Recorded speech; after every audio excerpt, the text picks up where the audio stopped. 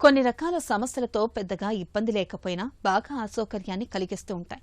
Hernia అలాంటి సమస్య. వాడుకలో దీన్ని పేగు జారడంగా పిలుస్తారు.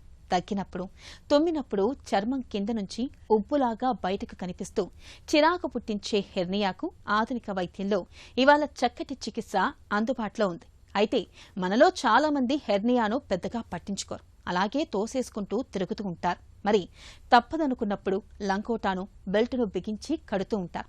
ఇలాంటి నాటు వైద్యాలు చేయడం వల్ల హెర్నియాకు రక్త ప్రసరణ సరిగ్గా జరగక పేగులు కుళ్ళిపోయే ప్రమాదం ఉంటుందని చెబుతారు డాక్టర్లు. హెర్నియా గురించి ఇప్పుడు తెలుసుకుందాం. హెర్నియా అంటే మన బాడీలో స్కిన్, మజిల్స్ ఇవన్నీ మన బాడీలో ఉంటుంది. బాడీ అబ్డామినల్ వాల్లో ఉంటుంది. ఈ మజిల్లో ఎప్పుడైతే మనకి ఏమన్నా హోల్ ఏర్పడి లోపల నుంచి మనకు పేగులే కానీ ఫ్యాటే కానీ లోపల నుంచి బయటికి రావడం దాన్ని హెర్నియా అని అంటాము.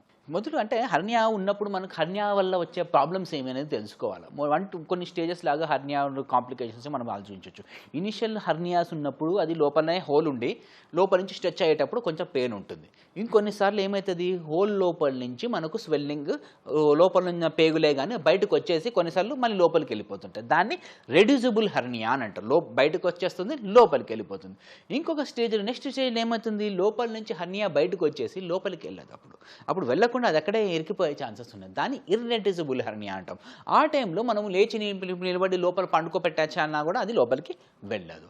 ఇంకా దాని నెక్స్ట్ స్టేజ్లో ఏమవుతుందంటే లోపల పేగులు వచ్చి అక్కడ వచ్చి ఇరికిపోవడం వల్ల అబ్స్ట్రక్టివ్ హెర్నియా అని అంటాం. అబ్స్ట్రక్టివ్ హెర్నియా అంటే మనకు లోపల పేగు లోపలికి మడతపడిపోతుంది చిన్నగా. పేగు ఎప్పుడైతే అక్కడ మడతపడిపోతుందో మనకు కడుపు ఉబ్బిపోవడమే కానీ, పెయిన్ రావడమే కానీ, వాంతులు రావడమే కానీ ఇవన్నీ వచ్చే ఛాన్సెస్ ఉంటాయి. దాని తర్వాత వచ్చే స్టేజ్ స్ట్రాంగులేషన్ హెర్నియా అని అంటాం.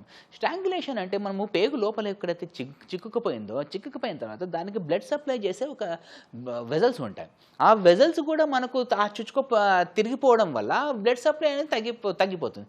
బ్లడ్ సప్లై ఎప్పుడైతే తగ్గిపోయిందనుకో, ఎక్కడికైనా బ్లడ్ సప్లై తగ్గిపోయింది అనుకోండి, ఆ పేగు మురిగిపోయే ఛాన్సెస్ ఉంటుంది. ఆ టైంలో మళ్ళీ మనం దాన్ని ఎమర్జెన్సీకి పోయి సర్జరీ చేసి దాన్ని మళ్ళీ పేగులను జాయిన్ చేసి చాలా పెద్ద సర్జరీ అవ్వబోతుంది.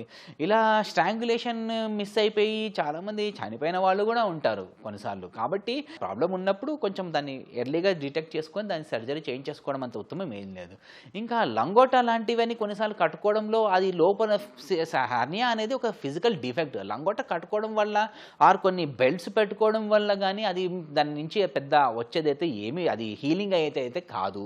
కానీ ఏమంటే మరీ చిన్నగా ఉందనుకో, కొన్నిసార్లు అవి కట్టుకోవడం వల్ల మనకి ఏమైనా కొన్నిసార్లు పెద్దగా కాకుండా ఉండే ఛాన్సెస్ ఉన్నది అంతేకాని బట్ అది ట్రీట్మెంట్కి వన్ ఆఫ్ ద మాడ్యూల్ అయితే కాదండి.